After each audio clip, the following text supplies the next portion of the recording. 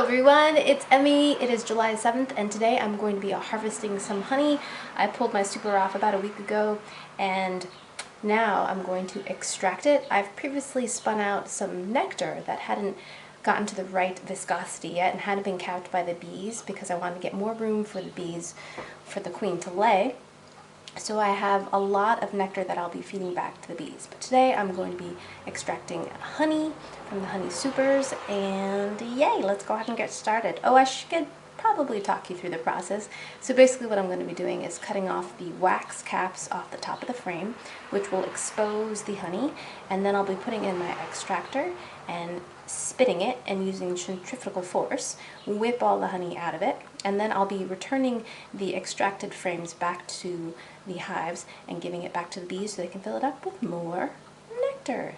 Yay. Alright, so here are my frames waiting for me. Here's an example of what capped honey looks like. And I'll be spinning these out. Zippy, zippy, zippy, yay! Okay, so here is a medium frame of capped honey. Here is the other side. Not all of it is filled, but most of it is. And what I'll be doing is tilting it on its side like that. And then I'm going to be using this bread knife and cutting off the caps and unsealing the cells. Just using a little sawing motion here.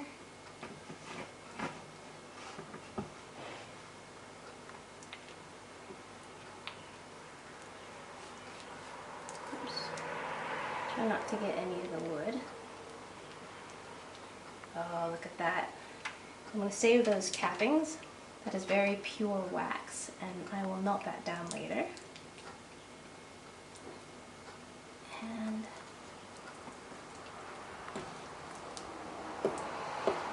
smells so good.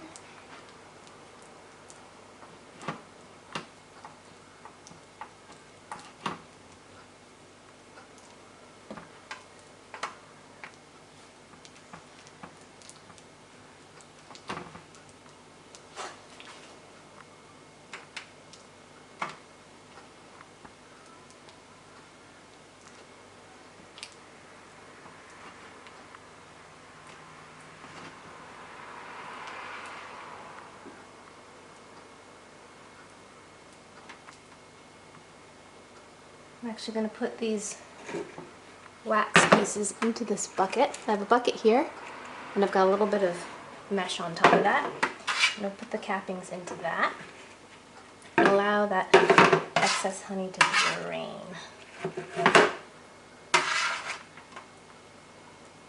Just using a little bit of gravity.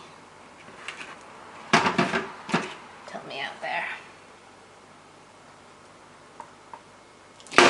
Oof. Some people actually use a heated knife. You can do that as well.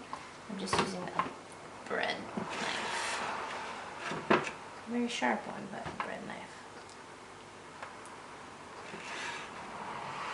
Nonetheless. Okay. Make sure we get that all uncapped. Now, a frame has two sides.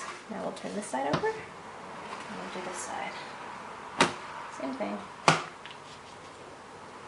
This side is not as, doesn't protrude as much, so when I drag the knife on here, it doesn't actually want to cut too much, so I'm going to have to use a fork here.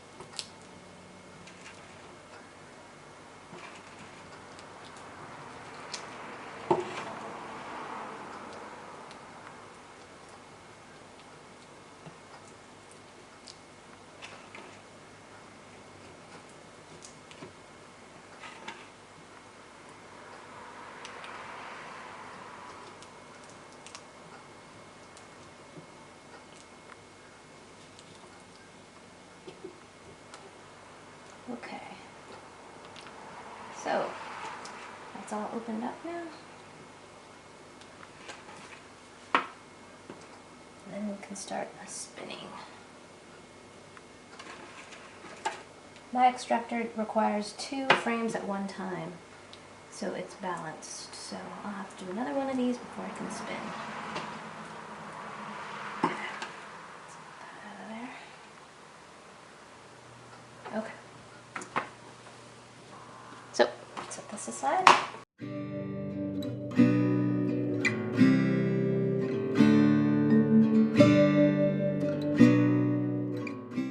So this section right here has not been capped, but it is nectar, but as long as 75% of the frame is capped, you can harvest it.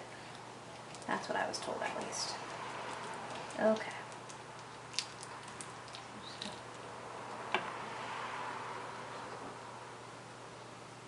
So this is spring nectar, so the honey is going to be a lot lighter than what you would harvest in fall. And that's just based simply on what the bees can forage.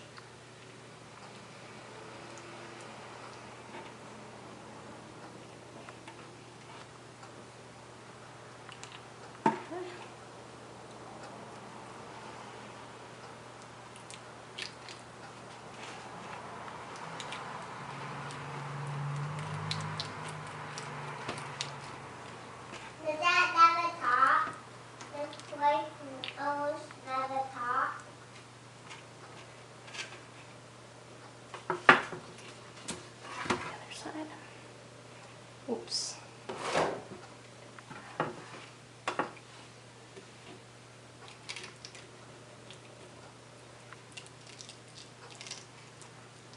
Oh, it's so satisfying.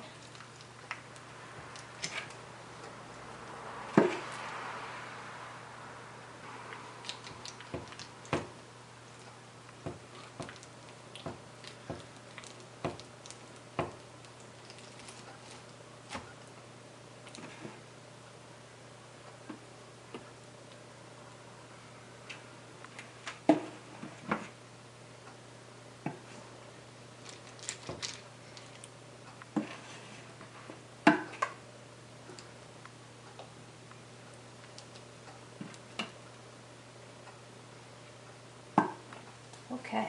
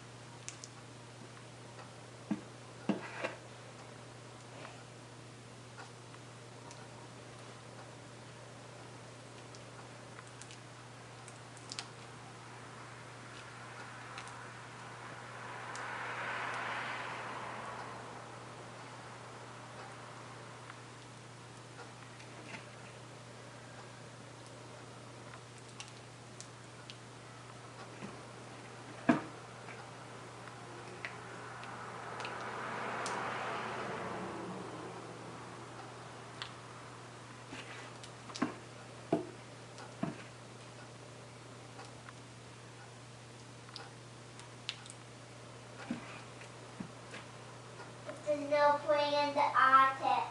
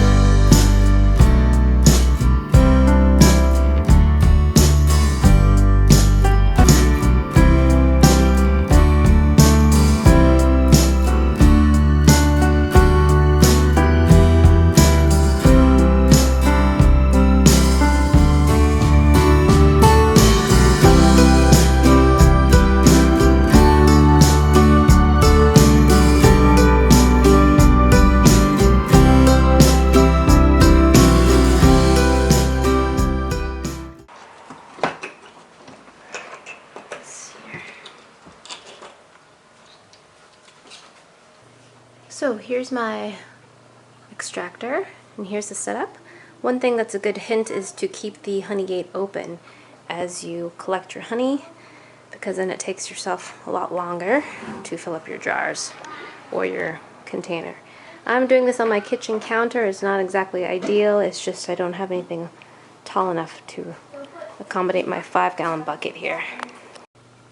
So this is what it looks like inside the extractor. This is a 2-frame basket, pretty small, and you turn this crank here and it begins to spin the 2 frames. I've got 2 frames loaded. You need to do 2 at a time so that the extractor is balanced.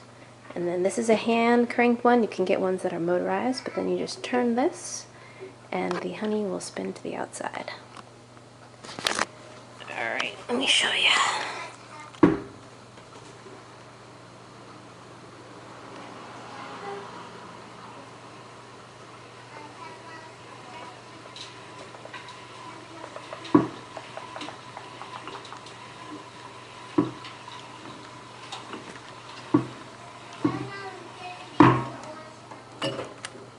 The honey is about, you can see this, now you can see the honey starting to stick to the side of the walls. So now we'll do that for the other 5 frames and see how much we get. And there it begins to flow down into the bucket. Alright, 5 more frames to spin out.